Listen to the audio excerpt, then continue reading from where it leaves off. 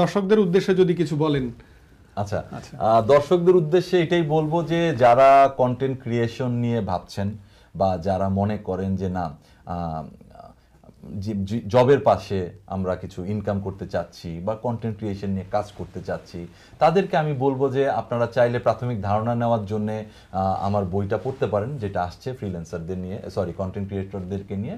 এবং পাশাপাশি আমি রেগুলার বেসিস এখন থেকে ট্রাই করব যে কন্টেন্ট ক্রিয়েশনে যারা ইচ্ছুক তাদের জন্য নতুন নতুন উপহার দেওয়ার জন্য, নতুন নতুন ইনফরমেশন শেয়ার করার জন্য।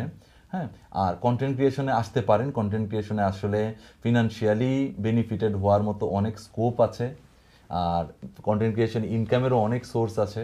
সো দিন দিন এই কন্টেন্ট ক্রিয়েশনটার ফিল্ড অনেক বড় হবে, এটা ছোট হওয়ার কোনো অপশনই নাই, এটা দিন দিন শুধু বড়ই হবে, কারণ দিন দিন মানুষ হচ্ছে অনলাইন বেজ লাইফে চলে যাবে আরো বেশি।